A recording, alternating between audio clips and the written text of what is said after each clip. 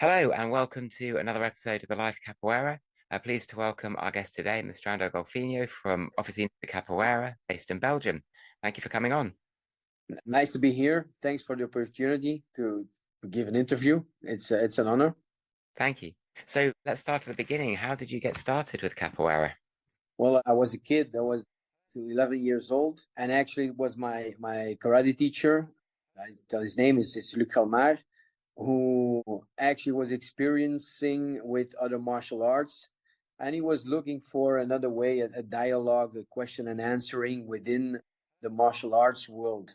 And he found that question and answering and the game that he was looking for, he found it in capoeira. So he got interested in capoeira, started to pass some movements inside his karate, and we start doing ginga, and he took some of the kids to the capoeira classes. He also invited some people to have a show and to give a class in the club at that time. So at 12, 13 years old, I start practicing capoeira and karate until I dropped the karate, and I just chose for what I was feeling the best with. Do you find that karate still has an influence in your capoeira, or is it now? It may have got an influence about a more offensive game, or looking for having the feeling how other persons reacting inside the harda. So in the beginning, probably had an influence. So I had a step in front of people who didn't do any martial arts. That's for sure. So it was actually an easier way to start capoeira than somebody who never lift up his leg in his life, for example. Yeah. I know that a number of Brazilian mestres came to Belgium, including Mestres Dende, Negativo, Niltino, and Mestre Ray, and they all sort of influenced and imparted their knowledge. What was it about Mestre Ray and Oficina de Capoeira that you especially liked and made you stick with Mestre Ray and his school? Well, our school. Yeah. Well, Mestre Ray was in Belgium. When I met Mestre Ray in Belgium, I first met him in Germany. Yeah, was my first batizado. I met him there at first. He was the oldest from the four, so you're already in a different impression. And when I met him in Belgium, when he he stayed a couple of months in Belgium at that time. I still remember one class of him, and it was an escape from a tesoura de cintura. And so I always felt home with Mestre Ray, that's for sure. What attracted me to the way of teaching of Mestre Ray is his alternative teaching ways. He looks up to functional movements. He's innovating a lot within our style and within our capoeira. So his mind is never on the same place. He's always thinking in advance. So that kind of things I would say that I enjoy watching it. Besides, he's a tough teacher. He can be really tough. Look at the results. He made some good capoeiristas who are spread out in the world. So he has that touch to get a person over the edge as a mentalist, also to get the person so far. He actually removes his boundaries and looks up for another limit within training, and that's very good. Yes, and certainly I've experienced the same myself. And in fact, there's been more than one occasion when his voice is with me from an event very early in my capoeira career, and I can just hear him in the back of my head sometimes when things get a bit tough, saying "No pain, no gain, kung fu," and definitely helped my training. And that was Mestre Primo as well when he says, "Don't be lazy." Two very good lessons there. And in fact, you just had some time with Mestre Ray, or just recently, as we record, back from the International Festival in Belo Horizonte at the beginning of August. How was that event? It was awesome. It was 4 days. We saw a lot of culture festivals. Also, there was group who performed Laja, which is actually like a nephew of capoeira, was very interesting. I'm always looking forward to meet my friends over there because we have a long distance relationship with the other professors, instructors, mestrandos, and master from the group. So yeah, once a year we can meet each other over there and yeah, talk face to face. That's a pleasure. Yeah. So and it's always awesome to get a class from Mestre Ray. Even the simple class that the simplest class you can imagine that he gives, he makes it awesome. Were there any particular lessons or reflections that you'd like to share from the event? Uh, reflections. Yeah, you get more difficult to explain it, but you get more to the inside of what Mestre Ray wants to see, how he wants you to evaluate how the evolution has to go within the group. So having that is different. For example, for the Batizado, he wanted fluently game. He wanted to get the game up, and so you get that message in his classes. So yeah, I always come back and I know what to train. So that's good. As well as capoeira, you're also a level 3 CrossFit trainer. How does Yes. capoeira help your CrossFit, and how does CrossFit help your capoeira? Yeah. Well, I'll start with how does capoeira helps CrossFit. That's the easiest part. The flexibility that we have in capoeira, the handstand walks, handstand push-ups.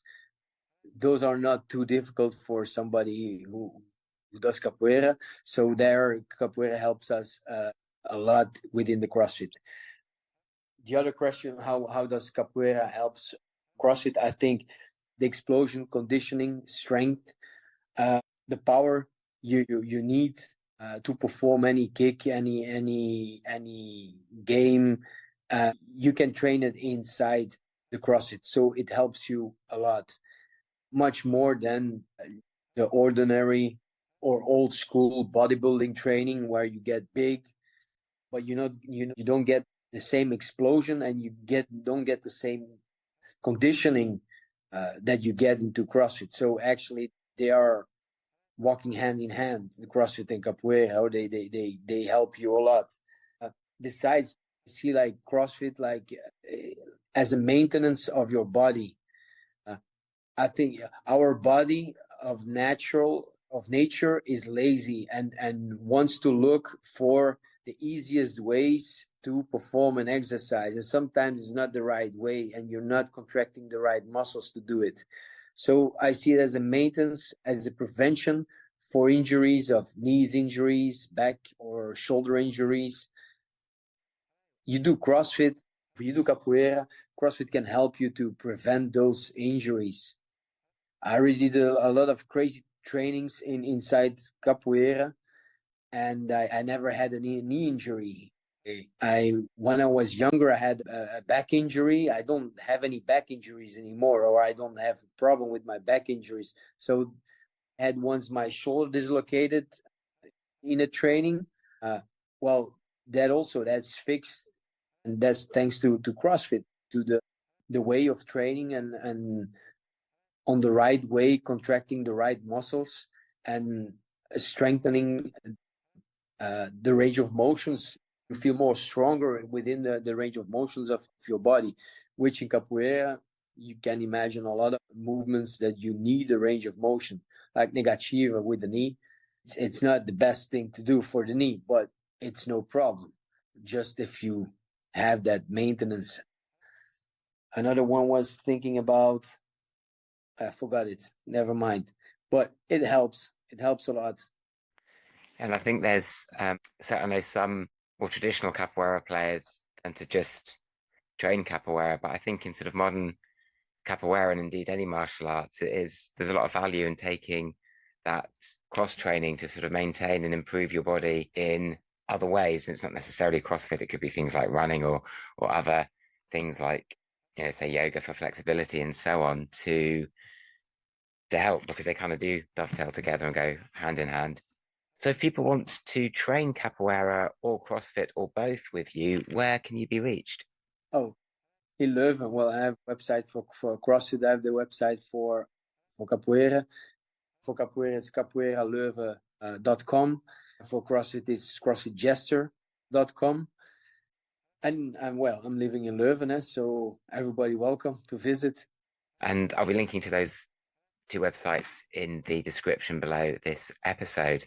I know the majority of our listeners, just under half, are from the UK. And if you'd like to meet Mestrando Golfinho, he will be at the Capoeira Festival in Cheltenham, organised by Oficina de Capoeira UK with Mestrando Gavial. That's from the 14th to 15th of October. And Mestrando Golfinho's workshop is from 11 to 12:30 on this Saturday, the 14th. So I'm going to be there as well as my daughters. So it'll be a nice chance to meet some listeners as well. You're all very welcome. The last question is, what is capoeira? Oh yeah, I could give a really common answer, like Mestre Pachinha said, tudo que a boca come, everything what the mouth eats. But yeah, it's yeah. What's capoeira to me? I think capoeira is very flexible. Capoeira is what it is. In some places, capoeira is musical. In some places, capoeira is a show. In other places, it's a dance. In other places, it's a fight. I guess in first of all, it's a folklore. It's very cultural bounded, and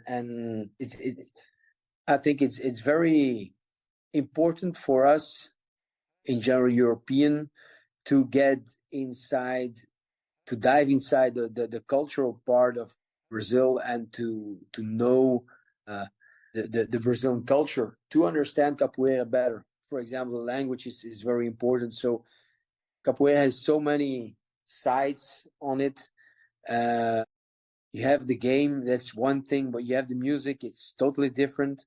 I guess Brazilian sometimes has an advance on us because in his backyard he has the Rio de Candomblé, or he's used to get the sounds of atabaque or counter sounds inside the berimbau, and those are easy for them, more difficult for us.